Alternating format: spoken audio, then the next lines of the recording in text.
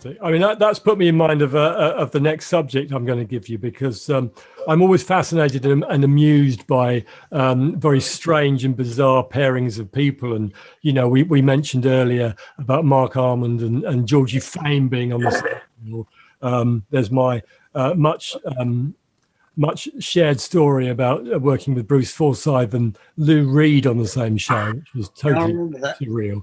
But you know, it's you know, you've reminded me of it there, the fact that you were working with people like Ella Fitzgerald and Oscar Peterson, and then you go on to work with Susie and the Banshees. And yeah. I just wondered, has anyone got any stories about funny meetings, strange pairings of people, bizarre happenings like that? Does that prompt any memories from any of you? Well, in '67, I think it was, they used to put one night stand bills together, which they would take around the country, and they would put them. Actually, there'll be Sunday night shows because theatres were kind of empty, and quite often big cinemas. And so in '67, the weirdest bill was Jimi Hendrix, Cat Stevens, Englebert Humperdinck, and someone else. Really, I mean, just so unlikely. Well, that was the 60s, wasn't it? They did that a lot. I remember seeing, I think it was 64. I think I was still at school. Tom Jones, The Pretty Things, The Rocking Berries, Julie Rogers, a band called The Coasters, which was nothing to do with the Coasters in America. And they all came out and did like half an hour. But that was the sort of thing they did in the 60s. They just used two of these. I mean, the Beatles did a lot of those things as well. Yeah. Oh, yeah, they did stuff with Rolf Harris, didn't they? There's a great YouTube video of Buffalo Springfield with Tom Jones doing For What It's Worth. Oh, yeah. So that's another one. That's a great version as well. Well, Tom Jones sang with, I saw all those shows. He sang with Crosby, Stills and Nash. Yes, he did, yeah. Blood, Sweat and Tears. Yep. I can't remember. I used to bootleg them. I had a Philips tape recorder, and I put the mic by the TV because I was a huge Crosby, Stills and Nash fan. So when that came on, I recorded that. I know, I can remember every show he had a star guest on, and he would sing with them. Yeah. Oh, the great days of variety. Nigel, surely at the Marquee there must have been some peculiar billings. Well, not a peculiar. There's a little story. I interviewed Paul Young recently, again, as part of my book campaign. He was stuck down in Dubai somewhere with the COVID pandemic thing. But, you know, he played at the Marquee, a number of street band at the beginning, and they had that hit which killed them off, Toast, if you remember that. And then later on came back as Q-Tips. But he said, his story was, you know, he used to come. I said, well, when did you first go to the Marquee? He said, well, I used to go down there in 1976 because my favourite band was AC/DC. And you had them on, and it was like, you know, they were just brilliant, you know, crazy on stage and running around the hall and all that. And, you know, he was in the process of putting his own band together. But then he came back as Q-Tips, and his great sort of idol was Eddie Floyd. And he was on the same label, I believe. You guys are probably going to know this better than me, as Eddie Floyd. And Eddie was in town doing something else, and the record company thought it was a great idea to send Eddie down to the Marquee that evening and get him up on stage and do Knock on Wood or whatever it might have been.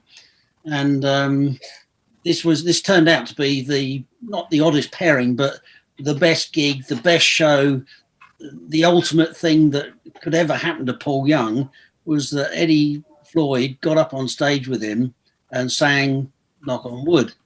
And Paul sent me actually a photograph taken from the stage of him at one end and Tony will know the stage very well, and the photographer's at the other side of the stage, and Eddie's in the middle, and Paul's at the other end, and he's just standing there in awe while Eddie belts out, Knock on Wood or whatever. Wow. I mean, Steve, you must have. I mean, we talked about Top of the Pops earlier. I mean, just the nature of the charts, kind of threw up some bizarre meetings, surely. I mean, you would have had a Top of the Pops where there might be somebody like, Nana Mouskouri on the same show as the Stranglers or something. I can't remember. It must have been funny in the bar there. I was racking my brain when you were talking about it. I was trying to think. The only one I can remember was, I did Top of the Pops with Meridian. And we got there, and it was I think it was one of their first or second Top of the Pops they'd done, and probably one of the first ones I'd ever done. So I was in awe of being at Top of the Pops in itself. It was like the ultimate thing to get. And they had Iggy Pop on, and it was like Iggy Pop. It was just like a whirling dervish everywhere. And after he finished, I remember the whole of the Top of the Pops crew. You might have been there, Nick. It might have been you. Just giving him a round of applause and not letting him get off the stage. So yeah, that was a great performance. But I don't really remember any magic pairings. I was always a bit too pissed, I think, to remember. To be truthful about it. But yeah, that was a good one. Iggy Pop was a brilliant one. Talking of strange pairings, I worked for Dave Stewart, and across the road from the church studios in Crouch End, there's a pub called the King's Head. And whenever he was in town on a Thursday night, he'd just have open house in the basement at the King's Head, because then he'd get his lackeys to set up some kit. And there was one night we were down there, and Bonnie Raitt turned up, and the most of the musicians were from the Eurythmics band. And so there's Dave and Bonnie, exchanging riffs and all the rest of it. And it was great. And she was singing. And then Harry Dean Stanton turned up. And you think, I didn't know he played it. Anyway, he did not play, but Dave invites him up onto this stage, which was about 6 inches tall. It wasn't a big basement, and he did the most phenomenal, almost spoken, half-sung version of "Not Fade Away." And when Harry Dean Stanton stands there looking menacing and goes, "I'm going to tell you how it's gonna be," puts the fear of God into you. I mean, it was just superb. And I said to Dave afterwards, I wish we'd taped it, because we probably would have had a #1 record. It was genius. Made all the more brilliant by the fact it was in a pub in Crouch End. Oh yeah, and we were pissed. So it was fine. That's my local venue. That was for about 25 years. My band Ronnie and the Rex played there once a month. It's a fantastic room, and I do worry about whether these venues are going to come back again, because I can't see I mean, it's a really funky basement. It's a great room, great sound, great vibe, but everyone is like close to each other, so close. You can't create any kind of distancing in that room. No, and the marquee, I mean, apart from the fact that your feet used to stick to the floor, which I spoke to Nigel about last time and made a complaint about that. But yeah, I mean, every band I went to see at the marquee, you were like this. Yeah. And I mean, there were COVID traps, or whatever they're going to call it. Someone will open a club called the COVID. The COVID trap, I like. Yeah, that's the name of a band, isn't it? the COVID years. Yeah. Tony, what about you? I mean, you mentioned, Chuck Berry unexpectedly coming onto a show. Have there been any sort of strange meetings you've encountered? Well,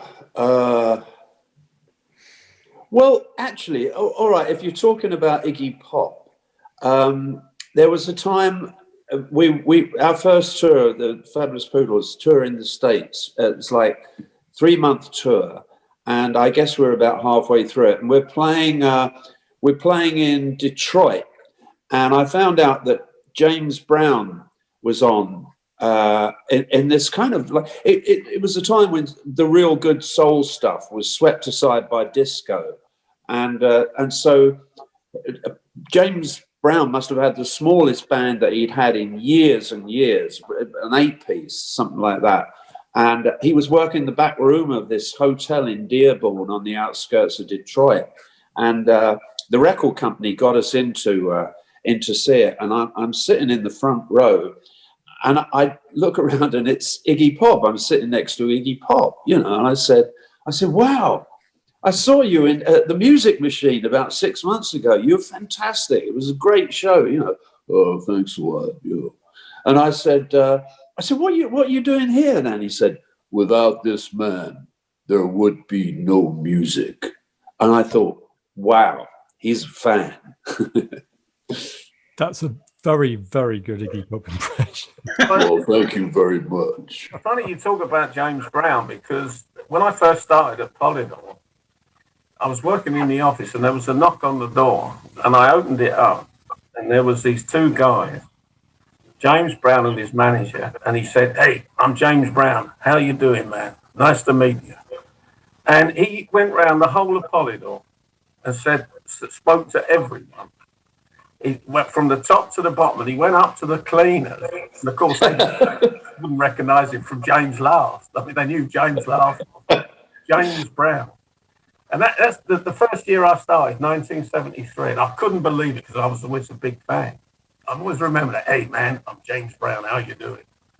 Great guy. That's good to hear. Brilliant. You wouldn't get Chuck Berry doing that, would you? Yeah, but the one thing is, when his next record came out, boy, did we work on it. Everybody got their finger out. Oh, yeah, James, he's a good lad. Well, that's right. James Brown, that's the way he learnt it on the Chitlin circuit. Just right, be yeah. nice to people. He wasn't a nice man at all, but if you play nice, you'll get the job done. No, that's right. Tell Van Morrison. It's a list of people.